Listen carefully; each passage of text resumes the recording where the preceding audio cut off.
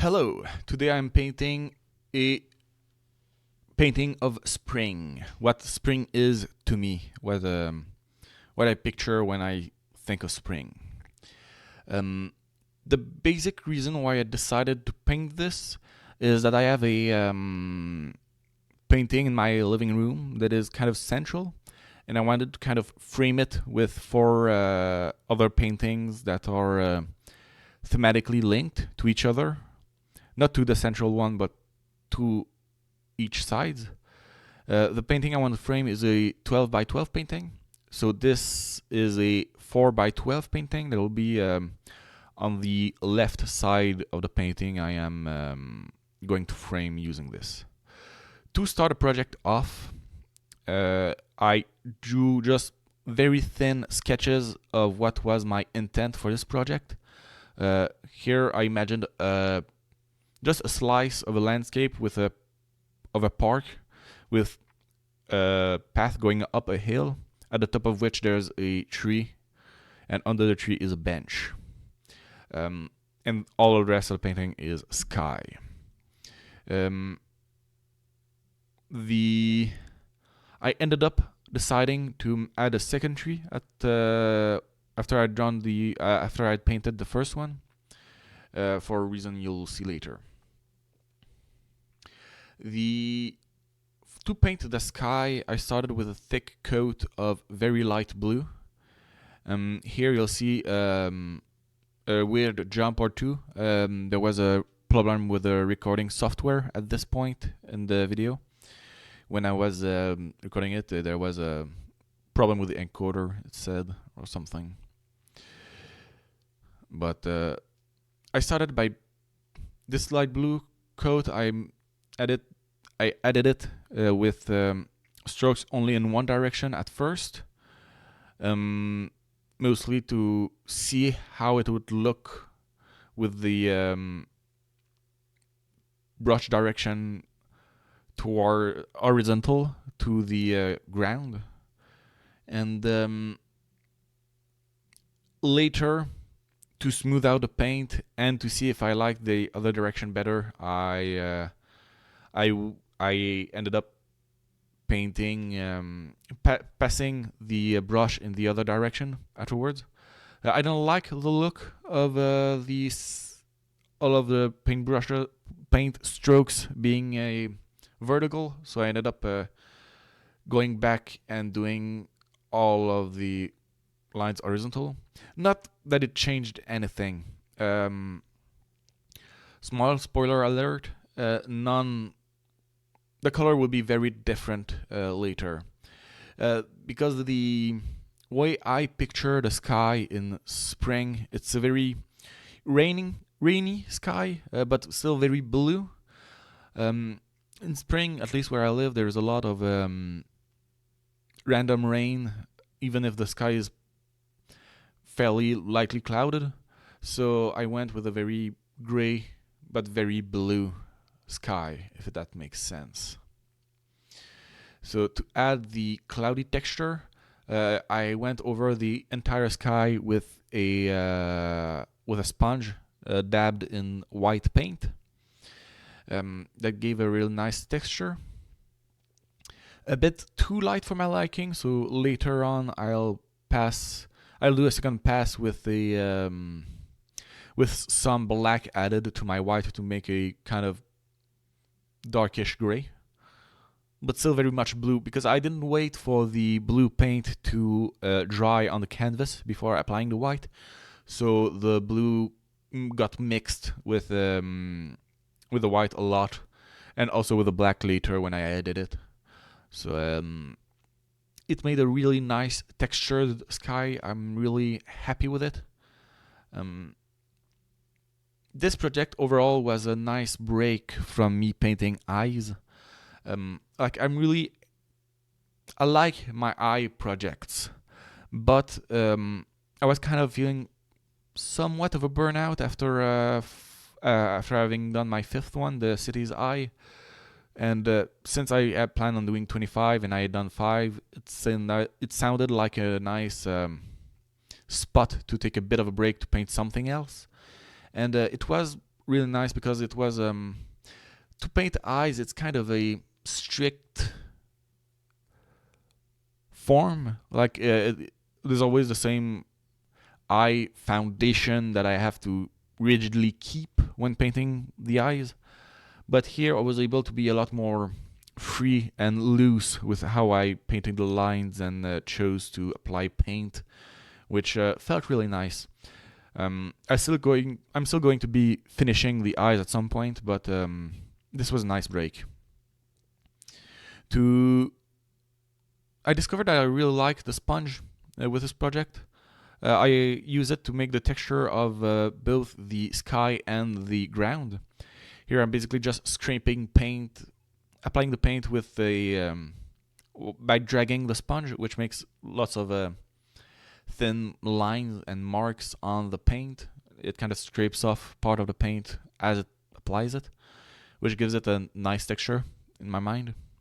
Now, do keep in mind that this texture here is not final, because the way I went with this painting is I applied the base texture and the base color everywhere, let it dry, and then I added all the details I wanted. So so I'll be adding grass and stuff to this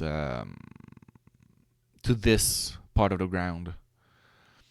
And for the path, I pictured this path being a sandy path in a park. So I started with a base coat of yellow. I added a pretty thick coat of yellow over the entire path. And then a bit later, I went over the path with the sponge to add a textured thin layer of orange to this path to give it more that sand feel.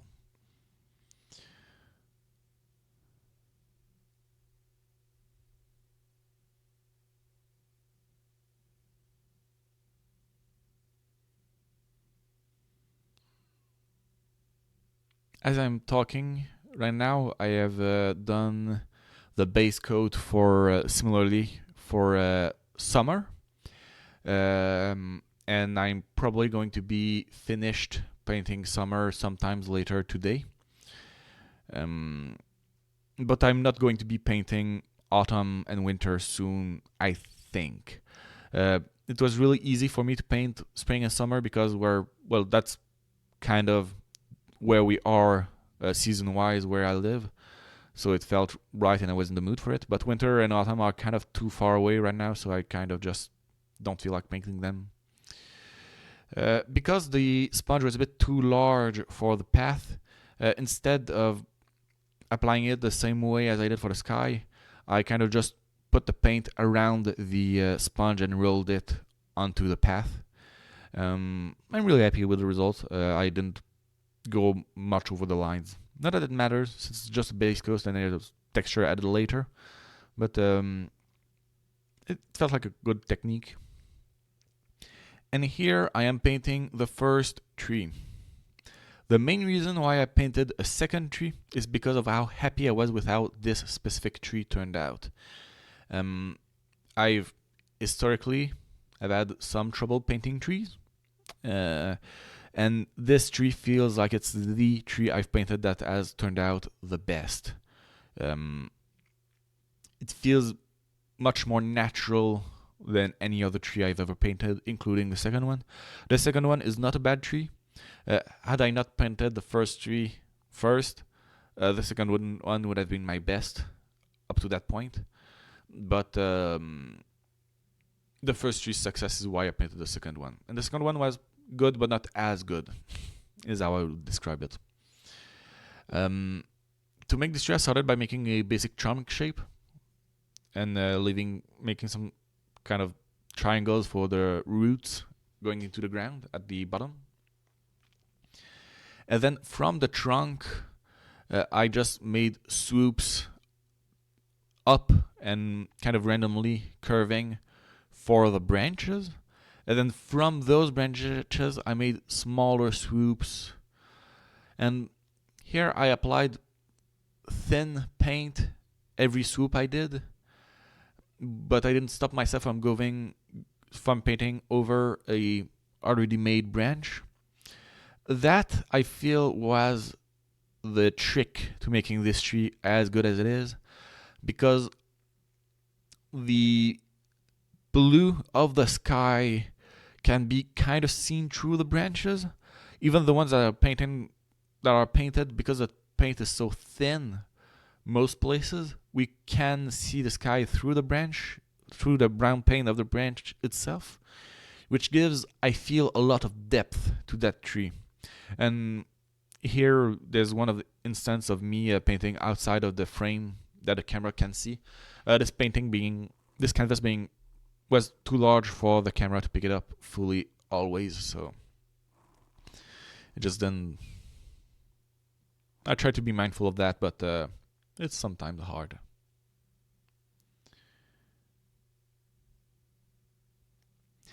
And after I'm done with the branches, I tried making a twisting bark texture on the tree, but I didn't like it.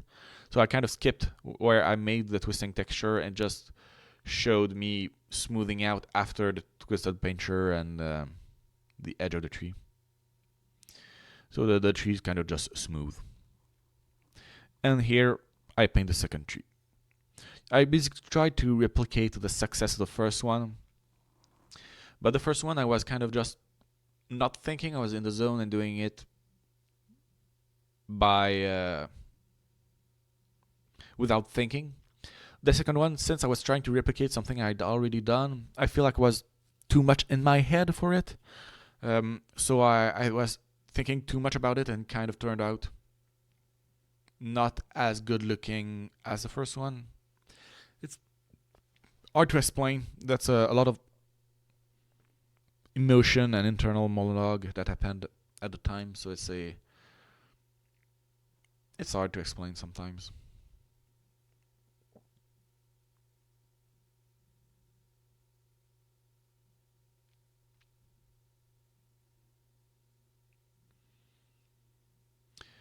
This video hasn't been accelerated except for when I painting the grass, because it would have been a long video. A significant portion of the video would have been me painting grass otherwise, and it's kind of dull. I kind of painted the blades of grass individually. Here, after I'm done with the trees, I feel like the top of the painting was kind of empty and needed something, and I thought of migrating birds, so I made just the wings of the bird, just kind of the classic silhouette of birds in a triangle formation of migratory birds, and it made it more. It made the painting more alive to me. So it was a good choice, I feel. And here is one of the two accelerated portions. Here I'm just adding small green dots all over the tree, following the branches mostly, for the budding leaves of the trees. This change in color made the trees pop out more, and I couldn't be happier about how it turned out. Even the tree that I like a little less, it's denser, but it's a good tree nonetheless. I'm here for self-critique, so I have to critique, but I'm not mad about any of it. It's all really good. And here I paint the bench. I started by making the black frame for the legs and the support structure of the wooden part of the bench, by making just a small rectangle and a swooping back. Then I added a front leg, and then thinking about how this front leg was in relation to the legs I already traced, I used my knowledge of 3D drawing to paint a similar length corner for the back of the bench. And then I made planks connecting the two zones with a I think it's called the Hunter Green on the bottle of paint I'm using. It's a darker green than the green I've been using for the leaves and that I will use for the grass. It gives it a nice contrast, I feel, and it's closer to the paint that's used in benches near where I live. Or lived. I don't know if the park where I go to has that paint, but I do know bench in parks that look just like this. This is not a visual representation of an actual park I went to. It's just a slice of what I think when I think of a park in summer, in spring. I mean, it's a it tells you. And here I'm starting to paint the the grass. This is a 12 times accelerated footage because, as you can see, I'm really painting individually all grasses. I wanted the grass to be very thin, barely growing, because it's the very beginning of spring. It's not fully healed back from its kind of death in winter. So I made it very uneven. There's portions where the grass has grown more, portions where it's grown less, and I just had fun with it. Well, painting the grass wasn't that fun, but it gives a really nice result. It's basically exactly how I wanted it. So yeah, thank you very much for watching. Feel free to come by whenever you want. Bye.